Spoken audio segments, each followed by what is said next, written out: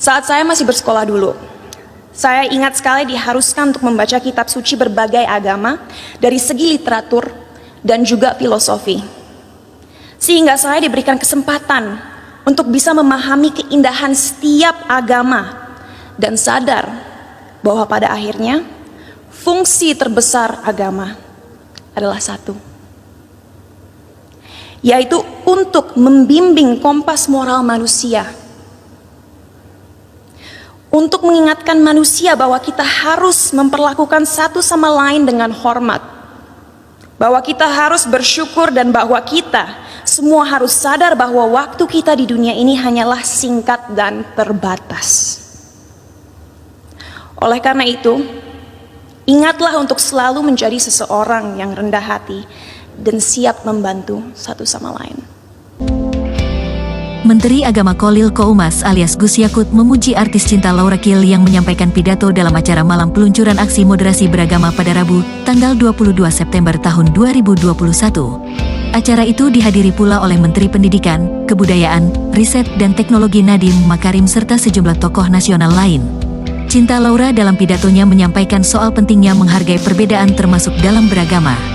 Gus Yakut mengatakan, pidato Cinta Laura itu sangat luar biasa dan dalam maknanya. Perwakilan keluarga yang akan disampaikan oleh Bapak Marwara Sirait, SIP, waktu dan tempat kami persilakan.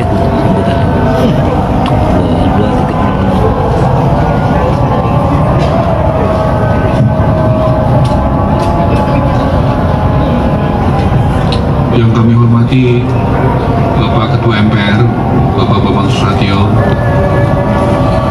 yang kami hormati Bapak Menko Pariwisata dan Investasi, Bapak Luhut Binsar Panjaitan, yang kami hormati Bapak Menteri Hukum dan HAM. Kami izin sedang ada azan maghrib, kita break sebentar ya.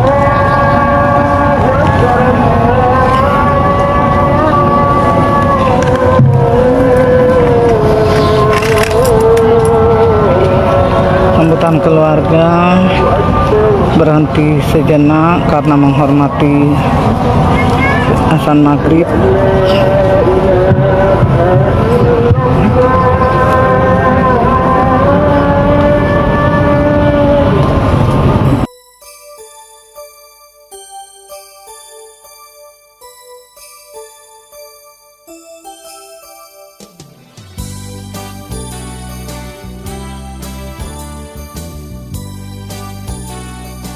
Sahabat Suluh Kristiani, dua video yang baru saja kita saksikan adalah tentang dua orang tokoh yang sudah dikenal dalam dunianya masing-masing.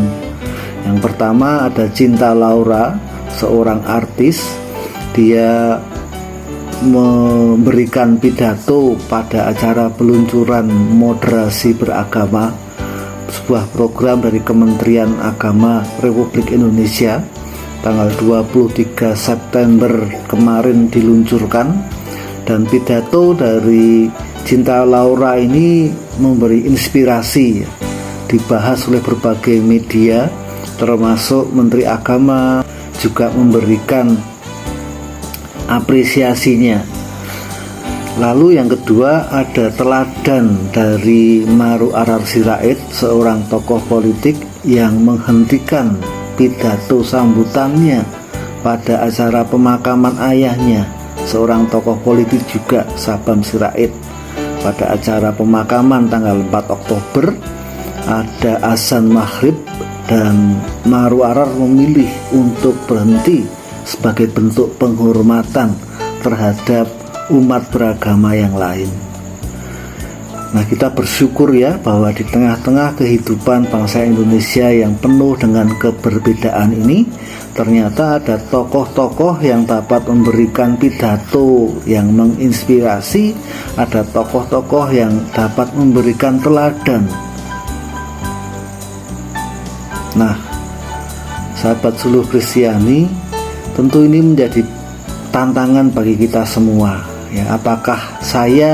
Apakah kita semua juga dapat menjadi teladan dalam perkataan, dalam perbuatan sebagai umat Kristen di kota Klaten, di Indonesia yang penuh dengan keberbedaan ini. Saya ini siapa? Saya ini kan bukan tokoh. Saya ini tidak seperti Cinta Laura, tidak seperti Maru Arar Sirait yang begitu berpidato, bertindak, melakukan sesuatu, akan dilihat oleh orang, akan diliput oleh media. Nah, betul ya, barangkali sebagian besar di antara kita bukan termasuk tokoh-tokoh yang dikenal luas oleh orang-orang di sekitar kita. Tetapi ada nasihat dari Paulus kepada Timotius dalam suratnya yang tertulis di dalam 1 Timotius 4 ayat yang ke-12. Paulus memberikan nasihat kepada Timotius, jangan ada orang yang menganggap dia rendah karena dia muda. Pesan Paulus adalah jadilah teladan. Pesan Paulus jelas ya, jadilah teladan dalam hal apa? Dalam perkataan, dalam tingkah laku, dalam kasihmu, dalam kesetiaanmu, dalam kesucianmu. Kalau ini kita tempatkan dalam situasi kondisi kita sekarang, maka ini juga berbicara kepada kita yang sehari-hari hidup di tengah keberbedaan. Mari kita menjadi teladan dalam perkataan kita, dalam tingkah laku kita, saat kita belajar untuk menghargai orang yang berbeda iman, saat kita berusaha untuk memelihara kata-kata kita supaya tidak menjadi kata-kata yang menyakiti sesama kita di tengah-tengah keberbedaan. Saat kita mencoba untuk hidup dengan penuh toleransi kepada orang-orang di sekitar kita, maka di situ kita sudah belajar untuk menerapkan firman Tuhan hari ini, yaitu jadilah teladan. Suluh Kristiani hari ini kita akhiri dengan melihat dan mendengar bagian terakhir dari pidato Cinta Laura. Selamat menjadi teladan dalam hal toleransi dimanapun kita berada. Tuhan menolong dan Tuhan memberkati kita semua. Amin.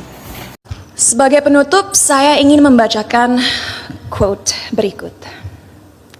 A people without knowledge of their past, origin, and culture is like a tree with no roots. Tanpa fondasi yang kuat, tidak akan ada bangsa yang bisa bertahan. Oleh karena itu, ayo kita bersama-sama menjelmakan lambang Garuda dimanapun kita berada. Mari kita taat dalam beragama agar menjadi manusia yang bermoral, tapi mari kita juga merangkul budaya Indonesia untuk membimbing identitas bangsa. Terima kasih, salam sejahtera bagi kita semua.